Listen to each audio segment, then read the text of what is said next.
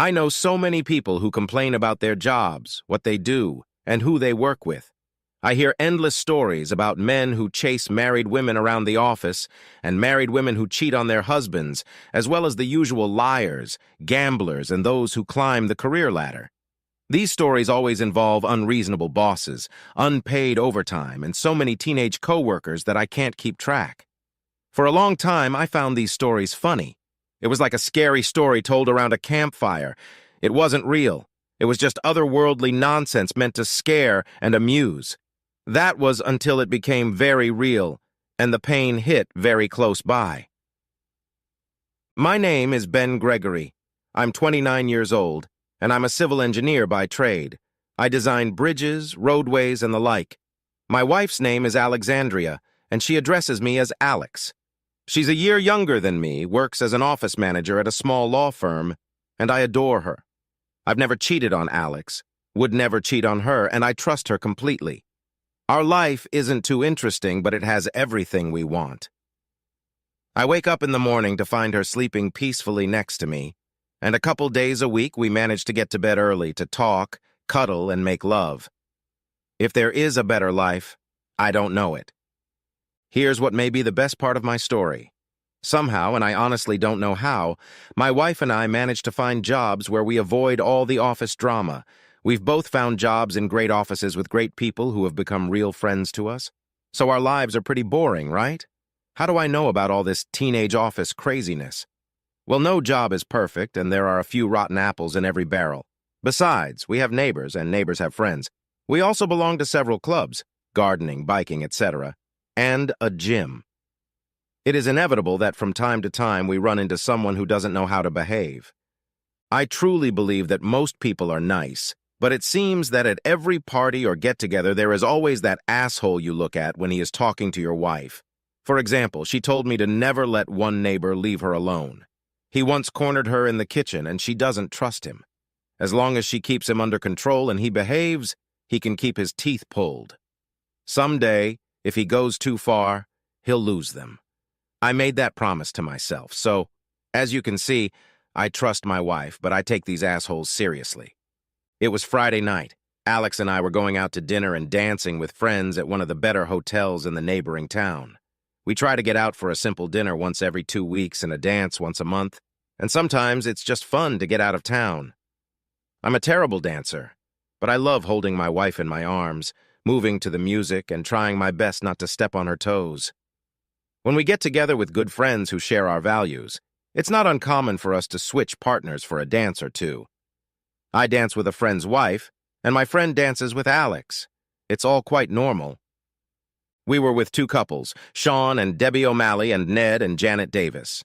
Sean is another engineer where I work, and Janet handles billing and payroll. I was dancing with Debbie when she nudged me. Don't look, but isn't that Barbara Perkins coming in? And isn't that her husband David she came in with? How can you not look when someone says, "Don't look"? We turned slowly on the dance floor until I saw the object of Debbie's interest. And yes, it was Barbara, and it wasn't her husband. In a normal situation, that wouldn't have meant much. David could have parked the car. The guy could have been her brother or cousin. Except I knew in the office that David was out of town on company business. And judging by the way she looked him in the eye and pressed his hand tightly to her chest, we quickly ruled out the brother or cousin option. We decided to remain inconspicuous for now, keep to the shadows and see what would happen. For the next half hour, we made out a lot at the table, pawing at each other and rubbing against each other on the dance floor. Soon, all 6 of us had had enough. We tried to ignore it, but it was literally the elephant in the room, or at least the trunk of an elephant. David was our friend, and we didn't like what we were seeing. We didn't like it one bit. After a while, we retired to a quiet corner of the bar, just down the hall from the music, where we could talk, and we began to discuss what we should or should not do with Barbara and her very friendly companion. As luck would have it, the bar had a great view of the elevators that led to the hotel rooms on the upper floors. I honestly don't know what we would have decided if it had ended there, but about an hour after we retired to the bar, we saw Barbara and her very good friend enter the elevator and go up to the 7th floor. The only thing there were hotel rooms, that is, rooms with beds. We all looked at each other. Not a word was spoken. There was no doubt in anyone's mind. Barbara was cheating on our good friend, and we were in the unpleasant position of knowing it. What to do at a time like this? If I were David, I would certainly want to find out, but would he? We briefly considered what he already knew, but David is not a swinger. Opinions at the table were divided. The men wanted to tell David. The wives said, "Stay out of it. It's none of our business." Husbands have a knack for saying the wrong thing at the worst possible time, and I'm no exception. I said to my wife, "So if I was leaving you with some whore, you wouldn't want your friends to tell you about it?" All I did was ask a question, but the drive home that night was freezing cold. I suppose I was not the only husband who had a conversation with his loving wife that evening. For reasons of self-preservation, I avoided the topic on Saturday. Sunday afternoon, I got together with Sean and Ned, and by then we had only one topic of conversation. What to do about David? The thing is, we all like David. He's a great guy. He's the kind of guy who will drop what he's doing to lend you a hand, listen to you when you're pondering a technical problem, and give you the shirt off his back if you need it. We thought we liked Barbara, too, but things were changing fast. There's always someone who thinks faster than me, or maybe a lot of people think faster than me. But I was still surprised when Sean pulled out his cell phone and showed us a series of pictures and videos he'd taken unbeknownst to us. They started with Barbara making out at the table, and then dancing with her good friend. Sean then showed us a video of the two lovers walking hand in hand to the elevator. Ned got straight to the point. "Sean, this is a divorce you're holding. You know about it, right?" "Yeah, what am I supposed to do with it?" "Ben said it Friday night. If you were David, would you want to know?" "Damn right I would. First, I'd want you to get my guns out of the house. But after that, I'd want to know." I looked at both of my friends, and we were all thinking the same thing. We can't stand by and watch her cuckold our good friend. We need to know, and we'll think about how to get our wives involved when we're sure. Sean, Ned, and I have decided that this is a job best left to the professionals. I told you I have great friends, and we were willing to spend some money to help one of them out. I contacted a private investigator named Harvey Madison, and we met with him on Monday afternoon. Harvey was all business. He listened to our story, watched the videotapes, asked pointed questions, and thought before giving his opinion. The first opinion was the expected, "This is going to cost you." We knew. This David must be a good friend, or do you have other reasons for doing this? We assured him that it was only a friendship and we would be happy if we were wrong. In fact, we wanted to be wrong. Heck, we weren't wrong and we knew it. Harvey knew it too. There are two ways to do this. The first is perfectly legal and will probably cost you the most. The second is quicker and may provide evidence you can't use in a divorce case. But if we're lucky, it may not cost you as much. Plus, it's more reliable. In any case, I can get unequivocal evidence of adultery, but it's unlikely you'll be able to use it in court. Anyway, it's a no-fault state, and I'll be breaking the law a bit. Well, we liked the guy, but we weren't rich. Let's hear the second option first. I'll give you a GPS tracking device that you'll place under the bumper of her car. Can you do that? We all nodded. It was simple enough. She kept her car in the garage, but one of us could go borrow something and tag her easily enough. Tagging her car isn't exactly legal, but it means we won't have to spend as many hours watching and tracking her. We'll know when she's on the road, and it'll be easier for us to keep track of her. We all nodded like fools, looking at each other and mentally writing checks from our accounts. Do you have any idea when she'll try this again? We knew. David was in a rough phase of his latest project. Construction was behind schedule, so he was meeting with site management and doing his own inspections on weekends while the construction crew worked all week. He had to leave town again this Friday morning and wouldn't be home until Sunday. I'll tell 2 members of my crew to be ready to go by Friday night. You will secure this device firmly to the chassis of her car. Then we'll follow her wherever she goes. Harvey decided to use a team that could impersonate the couple so they could move freely around the hotel without attracting attention. Apparently, he had done this before. What happens if that asshole gets behind the wheel? He probably will, but she'll meet him somewhere first. My people are good. They won't lose them.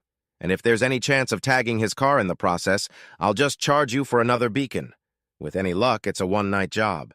If we need a second night, tagging his car will be easier and cheaper the second time around.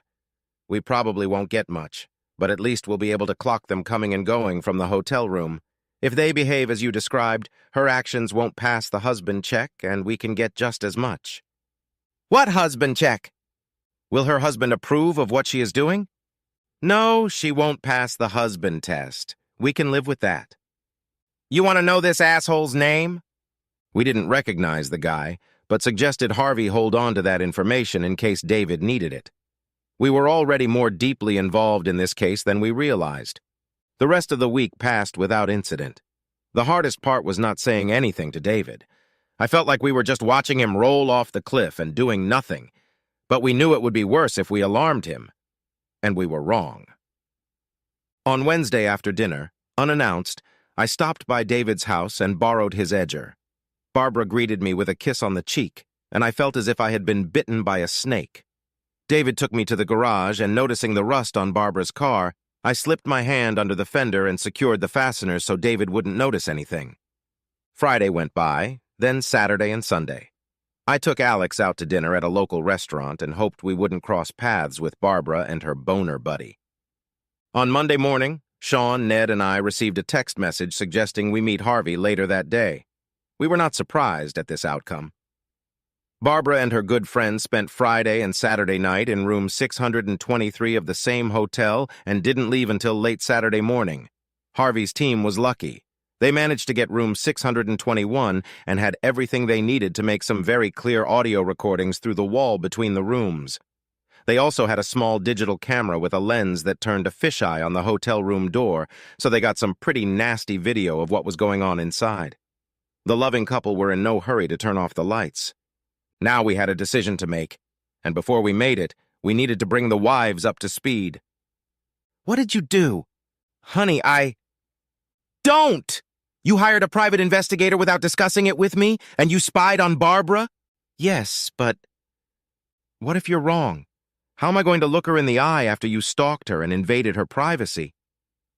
Honey, I was worried about David. I did it for him. And if she finds out, what then? Okay, that's enough. Now listen to me. When you and I got married, we talked about the importance of fidelity. This doesn't just apply to us, but to our friends and family as well. That lying bitch is cheating on David, and David is my friend. I will go to great lengths to protect him, and I'll be damned if I'm going to let that nasty bitch cuckold him while I sit back and do nothing. Do you understand me? It was the biggest fight in our marriage. Heck, I'm more than happy to lose Barbara as a friend. I don't need a friend who would do that to her husband, and when it comes to fighting, I'm going to tell her to her face that she's no longer welcome in this house. So will you tell me that you expect us to sit idly by while she destroys a good man? Or will you help me to do what must be done? Oh, brother, I drew a big line in the sand and hoped I wouldn't be sleeping on the couch that night.